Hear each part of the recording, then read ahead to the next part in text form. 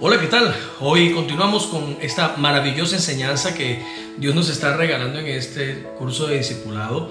Hoy vamos a continuar este mensaje maravilloso acerca de la roca. Hemos estado conversando muchas cosas al respecto de Cristo, de la roca, del significado de la roca, de lo que significa para un judío la roca de Israel, lo que para un judío significa también ser el hijo de Dios. Y todas estas cosas las hemos estado mirando con detenimiento, con el único fin y el único propósito de que todos podamos conocer realmente qué significa la roca de Israel. Generalmente la cristiandad dice: mi roca es Cristo, pero realmente la mayoría de las personas ignora por completo qué significa que Cristo sea la roca. Y de eso estaremos hablando una vez más en esta oportunidad.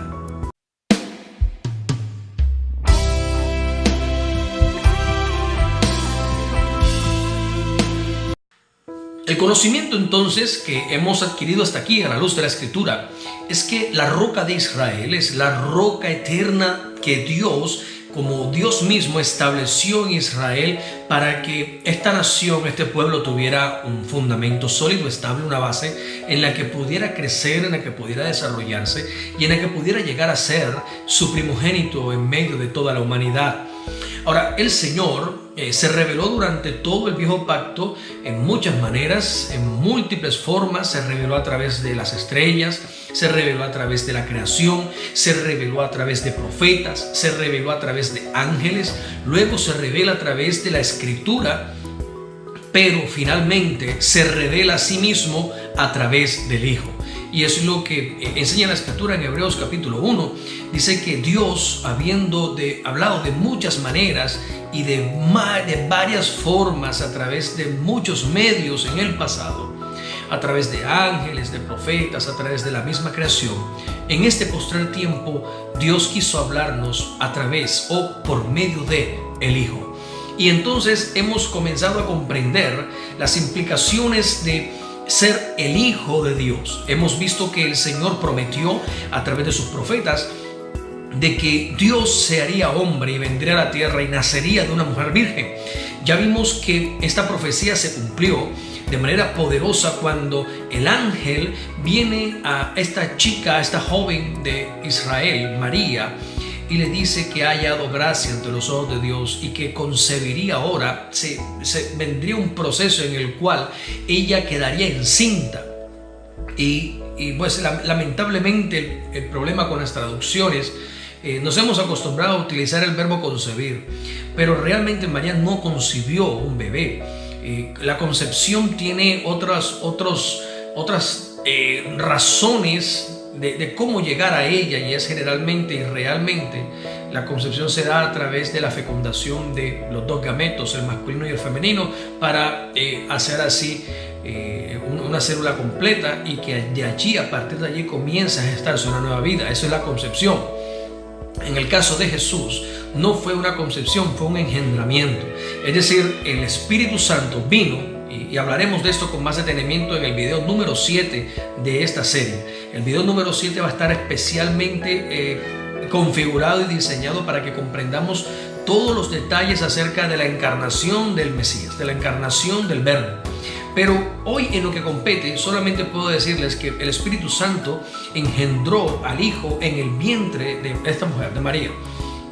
Y luego las implicaciones que tiene el ser hijo de Dios para un judío, ya lo explicamos, es que los judíos entienden perfectamente que ser hijo de Dios es ser el mismo Dios.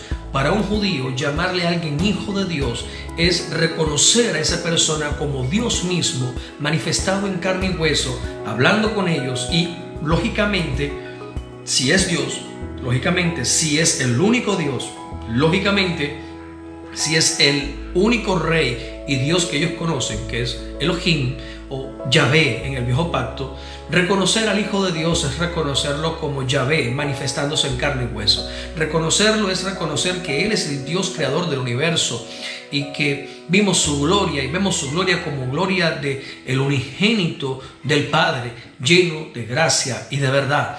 Entonces, para los judíos distinguir, reconocer o aceptar que una persona es el Hijo de Dios es realmente reconocerlo como Dios mismo. Para un judío el Hijo de Dios es lo mismo a decir Dios en carne y hueso.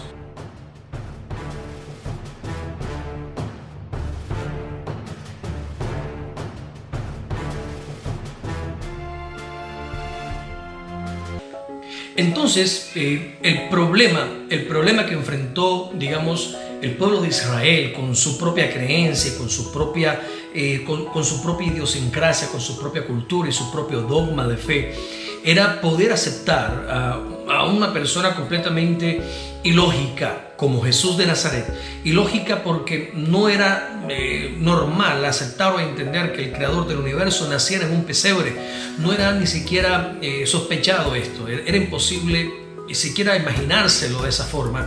Y entonces para Israel aceptar que una persona humilde, pobre, sencilla, con un empleo y con una familia pobre, sencilla, humilde, fuera y pudiera ser el rey del universo, era muy difícil. Adicionalmente, nace con el estigma, como lo vimos la ocasión pasada, nace con el estigma de ser hijo de fornicación, y en medio de todo, pues viene todo este proceso del genocidio que hizo Herodes. Ellos tuvieron que huir a Egipto y luego regresar muchos años después. Realmente para ellos, para Israel, para los fariseos, para muchos de ellos, las profecías, por sus conceptos humanos, las profecías no encajaban dentro de la vida y dentro del perfil de Jesús de Nazaret, no encajaban. Sin embargo, vamos a estudiar poco a poco en esta escudriñar y en este discipulado, hablando acerca de Cristo, en Cristología, vamos a mirar cómo cada profecía encaja perfectamente y cómo es el cumplimiento perfecto de cada palabra que está en el viejo pacto. Sin embargo, para los judíos en ese momento no era claro realmente comprender, entender, mucho menos aceptar que Jesús fuera Elohim caminando en medio de ellos según lo prometido. Recordemos que el profeta Isaías hizo una aseveración, dio una palabra, una declaración donde dijo que el niño que nacería llamaríamos su nombre admirable, consejero, Dios fuerte, Padre eterno, príncipe de paz. Entonces para ellos era claro que cuando Dios se manifestara en carne, cuando el niño naciera de la Virgen y fuera el Hijo de Dios, a ese niño le llegaríamos a reconocer y a llamar como admirable, le llamaríamos consejero, le llamaríamos Padre eterno, le llamaríamos Dios fuerte y le llamaríamos príncipe de paz. Así que para los judíos era muy improbable que Jesús fuera. Y por eso cada vez que Jesús, y aquí voy a resaltar esto un poco, cada vez que Jesús hablaba y cada vez que Jesús decía, o cuando las personas decían que Él era el Hijo de Dios, como en el caso de Bartimeo, Bartimeo le dice, Hijo de David, ten misericordia de mí. Y ya aprendimos en videos anteriores, en enseñanzas anteriores, que decirle a alguien Hijo de David era reconocerlo como Hijo de Dios. Entonces cuando las personas le decían Hijo de Dios, o cuando le decían Hosana, o cuando le decían alguna otra declaratoria de adoración, de veneración o de humillación delante de los fariseos, se enojaban. Y entonces siempre vemos estas escenas en los evangelios en donde los fariseos querían apedrearlos, donde querían despeñar a Jesús por el pináculo de alguna montaña o por el pináculo del templo, querían apedrearlo, querían echarle mano. Y en alguna oportunidad, allá en Juan capítulo 8, en Juan capítulo 5 también, y en varios versículos, dice la escritura que Jesús les dice, si siempre he andado delante de ustedes, no estoy escondido, siempre he enseñado en las sinagogas de ustedes, ¿por qué nunca me atrapan y por qué ahora quieren echarme mano? Si no he hecho nada malo, no he hecho sino hacer milagros, lo único que hago es ayudarles, lo único que hago es enseñar el reino de los cielos, ¿por qué me quieren matar?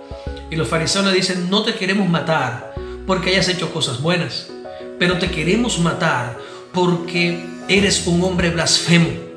Y Jesús les dice, ¿en qué he blasfemado? Y entonces los fariseos le dicen, cuando dices que eres hijo de Dios, te haces igual a Dios. Y esta era la blasfemia. Los fariseos, los escribas, los saduceos y todos estos doctores de la ley entendían que cuando un hombre se manifestaba o se presentaba a sí mismo como hijo de Dios o como hijo de David, estaba diciendo: yo soy Dios, yo soy el Dios de ustedes, yo soy su creador, yo soy el que merece adoración y ustedes tienen que postrarse delante de mí, ustedes tienen que humillarse delante de mí, ustedes tienen que adorarme, tienen que venerarme y tienen que reverenciarme y exaltarme como su Dios. En la ley, para los judíos, está prohibido tener un Dios distinto a Yahvé. Todo aquel que tenga un Dios diferente, un Dios distinto a Yahvé, debe morir apedreado. Y la sentencia es irremisiblemente debe morir. Aun si los padres, si los hijos, si los hermanos invitaran a un judío, a un israelita, para adorar a un Dios diferente a Yahvé, la orden de la ley es que inmediatamente el que fue invitado debe levantar su mano y matarlo. Es decir, no había forma de que Israel aceptara adorar, venerar o reverenciar a un Dios diferente a su creador, a Yahvé, al Dios que lo sacó con mano poderosa de Egipto. Sin embargo, en el momento que Jesús se presenta y cuando la gente comienza a reconocerlo, y vimos el caso de Pedro que lo reconoció como hijo de Dios, cuando la gente comienza a reconocer a Jesús como el hijo de Dios, obligatoriamente implicaba que ellos debían servirle y que todos debían humillarse y que todos debían postrarse delante de él, incluyendo fariseos, escribas, reyes, príncipes de la tierra. Todo el mundo debía entonces postrarse y humillarse delante de él, como lo hicieron los reyes sabios de Oriente cuando vinieron a adorarlo en su segundo año del natalicio. Ahora bien, los fariseos decían: queremos matarte porque eres un hombre lacio. Queremos matarte porque solamente dices blasfemias, estás haciendo que Israel... La razón era que al decir que él era el hijo de Dios, estaba invitando a Israel a adorar a un Dios diferente, a su Dios. Así lo veían los fariseos. Sin embargo, lo que los fariseos no podían entender era que Jesús de Nazaret era el mismo Dios de Israel, era el mismo Dios que los sacó de Egipto con mano fuerte, era el mismo Dios que se le reveló a Abraham, que Jesús es el mismo Dios de Israel, que Jesús es esa roca eterna que siempre ha existido, es Él. Allí estaba en Él, en ese cuerpo de semejanza humana, a quien llamamos Jesús de Nazaret. Allí dentro de Él residía y habitaba, dice la Escritura en Colosenses capítulo 2, versículo 9, toda la plenitud de la deidad.